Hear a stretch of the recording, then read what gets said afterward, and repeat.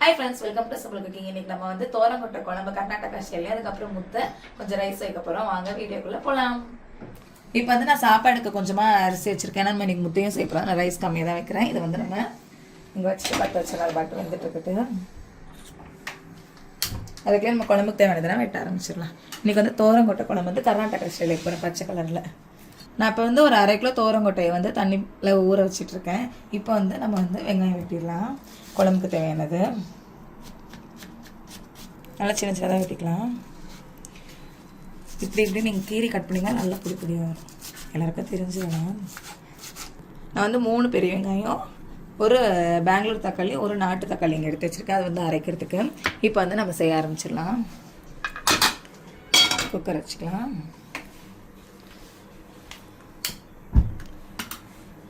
நல்லா சட்டி சூடாகட்டும் ஃபஸ்ட்டு. இப்போ வந்து நம்ம எண்ணெய் ஊற்றிக்கலாம். வெங்காயம் வதங்குறதுக்கு எண்ணெய் ஊற்றிக்கோங்க. இப்போ வந்து நம்ம வெங்காயம் சேர்த்துக்கலாம். ஏன்னா நம்ம ஸ்பைசஸ்னால் வந்து இன்றைக்கி அரைக்க போகிறோம். அதனால் டேரெக்டாக நம்ம வெங்காயம் சேர்த்துக்கலாம்.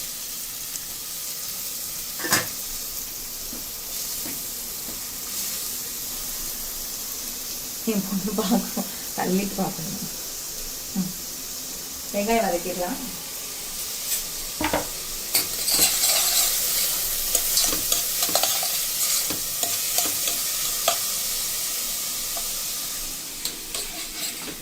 தக்ஷா திருப்பி உட்காருங்க. ஹாய் சொல்லு. ஹாய்.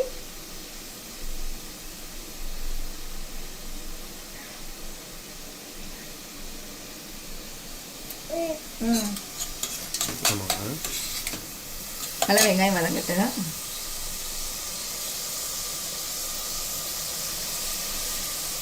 இப்போதான் தூங்கி முடிச்சு வந்தா. இப்போ நான் போஸ்ட் அம்மா சொல்லலாமா?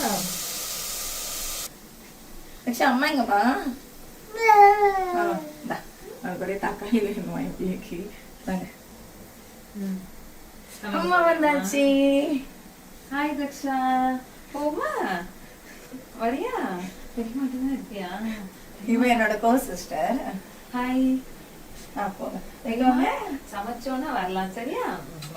பாய். இப்போ வந்து நம்ம தக்காளி சேர்த்துக்கலாம். வெங்காயம் லைட்டாக வதங்கினதுக்கப்புறம்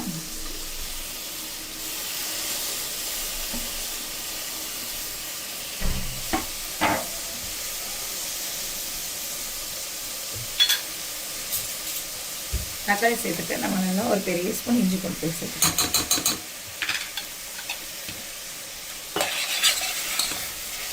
இப்போ நம்ம இதுக்கு தேவையான அளவு உப்பு சேர்த்துக்கலாம். அப்போ தான் உங்களுக்கு வெங்காயம் தக்காளி இஞ்சி பூண்டு எல்லாம் சேர்ந்து நல்லா வதங்கும். இது வதங்கிட்டு இருக்கும்போது நம்ம வந்து இதுக்கு தேவையான மசாலா அரைச்சிடலாம். ஒரு மிக்ஸி ஜார் எடுத்துக்கலாம். ஒரு நாட்டு தக்காளி சும்மா ரஃபாக சாப் பண்ணி போட்டுக்கலாம். ஏன்னா மரத்தெல்லாம் போடும். அப்புறம் ஒரு பெரிய வெங்காயம்,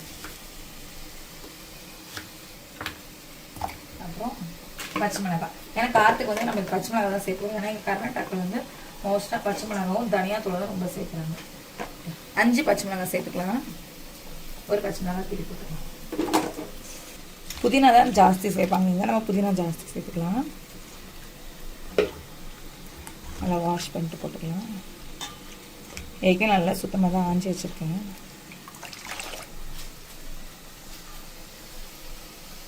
பச்சை மிளகாய் கீரி வச்சிருக்கேன். அதை வந்து இதுக்குள்ள சேர்த்துக்கலாம். நம்ம இப்போ கொஞ்சமாக கொத்தமல்லி, காம்பு இல்லாமல் சேர்த்துக்கலாம்.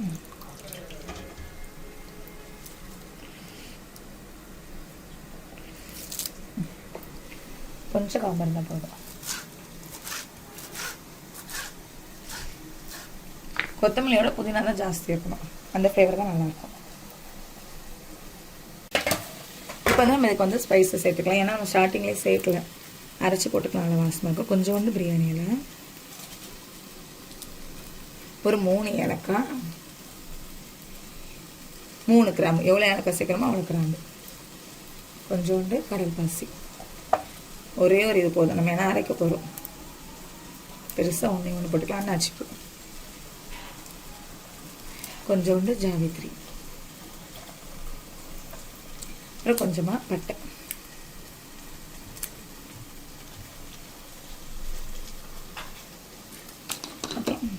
இது வந்து மராட்டி மூக்கு. இது கொஞ்சமாக சேர்த்துட்டு இது எல்லாமே நம்ம வந்து மைய அரைச்சிரும். ஃபஸ்ட்டு ஒரு கீர் போட்டு அப்புறம் லைட்டாக தண்ணி சேர்த்து அரைச்சிக்கலாம்.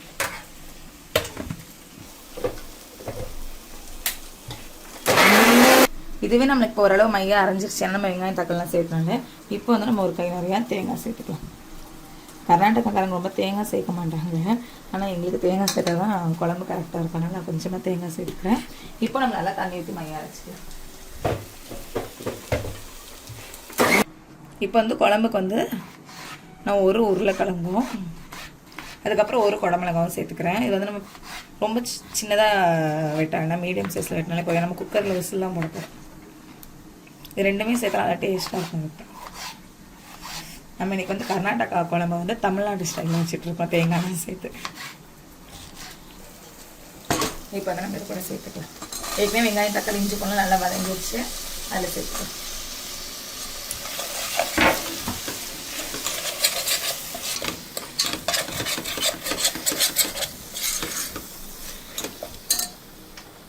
இப்போ நான் வந்து ஏற்கனவே ஊற வச்சுருந்த தோரங்கொட்டையும் இது கூடயே சேர்த்து நல்லா நம்ம வந்து எண்ணெயில் வதக்க போகிறோம்.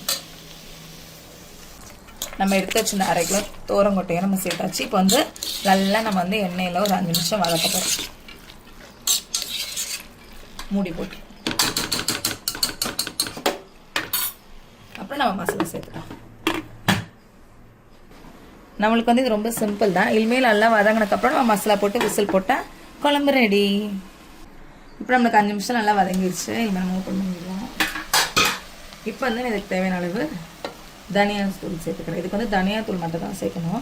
ஒரு 2லேருந்து ஒரு 2 ஸ்பூன் சேர்த்துக்கலாம். அதுக்கப்புறம் கொஞ்சோண்டு கரம் மசாலா. ஏன்னா நம்ம ஏற்கனவே ஸ்பைசஸ் ஆட் பண்ணியிருக்கோம். இது சும்மா ஒரு ஃப்ளேவருக்காக லைட்டாக.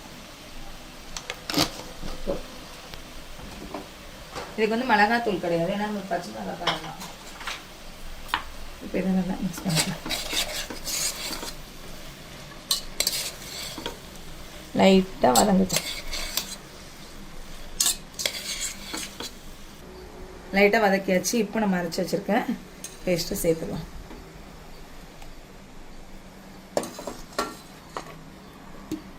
லைட்டாக மிக்ஸ் பண்ணி விட்டுலாம். இது முட்டைக்கு, ரைஸ்க்கு, இட்லி, தோசை, சப்பாத்தி எல்லாத்துக்குமே இந்த கிரேவி சூப்பராக இருக்கும்.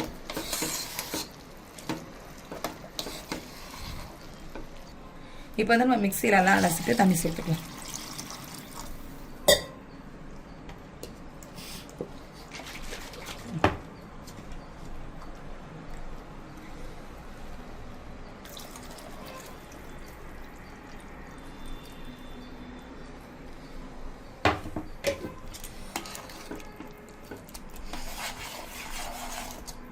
நல்லா கொதி வரட்டு. கொதி வந்தோடனே நம்ம கருவேப்பிலை போட்டு விசில் போட்டுற வேண்டியதான். இப்போ நம்மளுக்கு வந்து நல்லா கொதி வர ஆரம்பிச்சிருச்சு. இப்போ வந்து நம்ம ஒரு கை கருவேப்பிலை போட்டுக்கலாம்.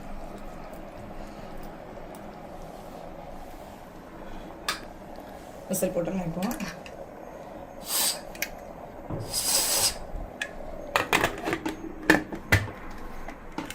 ஆவி வந்தோடனே விசில் போட்டுக்கலாம். ஆவி லைட்டாக வர ஆரம்பிக்குது. ஆவி வர ஆரம்பிச்சிருச்சு. விசில் போட்டுலாம். ஒரு விசில் ஆகி ஒரு விசில் லோ. இப்போ வந்து நம்மளுக்கு குக்கர் வந்து 2 விசில் அடிச்சிருச்சு. நம்ம கேஸ் ஆஃப் பண்ணிடலாம். இப்போ நம்மளுக்கு வந்து விசில் அடங்கிடுச்சு. நம்ம ஓப்பன் பண்ணி பார்த்துலாம். என்ன வெயிட்டாக இருக்கா பாருங்க. நம்மளுக்கு சூப்பராக வந்து தோரங்கொட்டை குழம்பு ரெடி ஆயிடுச்சு. பாருங்க நல்லா தோரங்கொட்டைனா வெந்து சூப்பராக இருக்குது. இது இப்படியே இருக்கட்டும். நம்ம வந்து இந்த ராகி முட்டை செய்ய ஆரம்பிச்சிடலாம். கேஸ் பற்ற வச்சுக்கலாம். நம்ம வந்து இன்றைக்கி இந்த கிளாஸ் தான் அளவு எடுக்க போகிறோம். 1 கிளாஸ் ராகிக்கு வந்து 2 கிளாஸ் தண்ணி ஊற்றிக்கணும். ஃபஸ்ட்டு நம்ம 2 கிளாஸ் தண்ணி ஊற்றிக்கலாம்.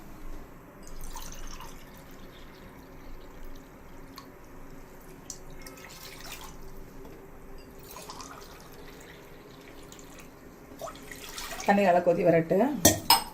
நம்ம அதே மாதிரி இன்னொரு கப் எடுத்து வச்சுருக்கேன். அதில் 1 கிளாஸ் ராகி போட்டுக்கலாம்.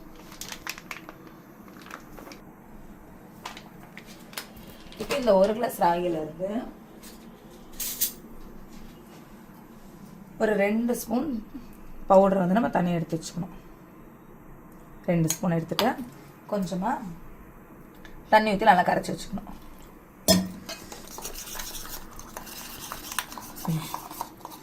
லம்ஸ் இல்லாமல் நம்ம நல்லா கரைச்சி வச்சுக்கணும்.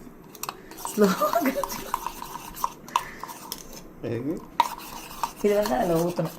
அப்போ தான் இந்த ராகி முட்டை வந்து கட்டிப்படாமல் நல்லா அழகாக இருக்கும். நல்லா லைட்டாக தண்ணி போதும். இப்போ தண்ணி கொதிக்கிற வரைக்கும் வெயிட் பண்ணலாம்.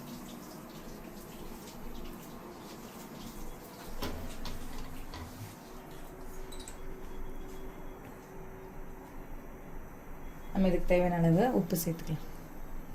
உப்பு சேர்த்து நல்லா கொதி வரட்டும். தண்ணி நல்லா கொதிக்க ஆரம்பிச்சிருச்சு. நம்ம வந்து அந்த தண்ணியில் நம்ம மிக்ஸ் பண்ணி வச்சுருந்ததை ஃபஸ்ட்டு சேர்த்துக்கலாம்.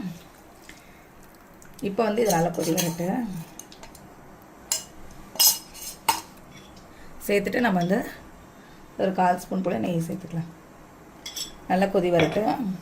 இப்போ நம்மளுக்கு வந்து நல்லா கொதி வர ஆரம்பிச்சிருச்சு. இப்போ வந்து நம்ம எடுத்து வச்சுருக்க 1 கப் ராகியை சேர்த்துக்கலாம்.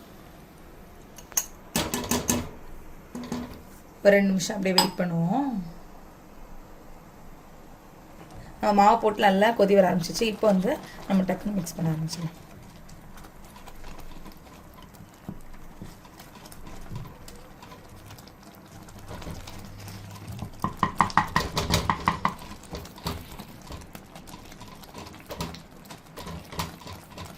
ஃபஸ்ட்டு கட்டியாக நம்ம தான் இருக்கும். நம்மளுக்கு வந்து அது லாஸ்ட்ல எல்லாம் ஒன்று சேர்ந்து நல்லா கிண்டிகிட்டே இருக்கணும்.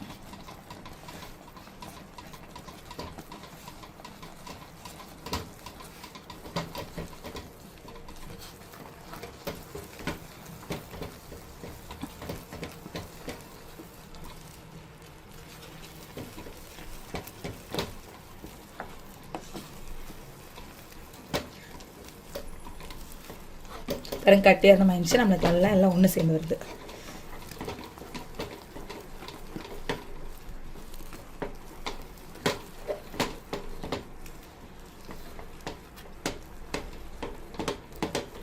கொஞ்சம் இது கிண்டும் போது நம்மளுக்கு கை வலிக்கும். ஆனால் ரொம்ப டேஸ்ட்டாக இருக்கும். ரொம்ப ஹெல்த்தி வேறு. பாருங்க இப்போ நம்மளுக்கு எல்லாம் ஒன்று சேர்ந்துருச்சு. இப்போ நம்ம என்ன பண்ணோம்னா திருப்பி லைட்டாக கீ ஊற்றிடணும். கீ ஊற்றி அப்படியே மூடி வச்சுனா ஒரு 2 மினிட்ஸ் தீசிமில் வச்சு. நான் வந்து ஃபுல்லாக ராகி பால் வந்து பிடிச்சி வச்சிட்டேன். இப்போ வந்து நம்ம இன்றைக்கி என்ன செஞ்சுருக்கோம் பார்க்கலாம் வாங்க. சூப்பராக வந்து தோரங்கொட்டை குழம்பு வச்சாச்சு. அதுக்கப்புறம் வந்து சுட சுட சாதமும் இங்கே பொங்கி வச்சுருக்கு. அதுக்கப்புறம் ராகி முட்டை. அதுக்கப்புறம் வந்து குக்கும்பர் இருந்தால் இதுக்கு சூப்பராக இருக்கும். அதையும் வெட்டி வச்சாச்சு. இன்னைக்கான லஞ்ச் நம்ம வீட்டில் இதுதான். அதுக்கப்புறம் எல்லாரும் சப்ஸ்கிரைப் பண்ணுங்கள், லைக் பண்ணுங்கள், ஷேர் பண்ணுங்கள். நாளைக்கு வேறு வீடியோவில் பார்க்கலாம். பாய்.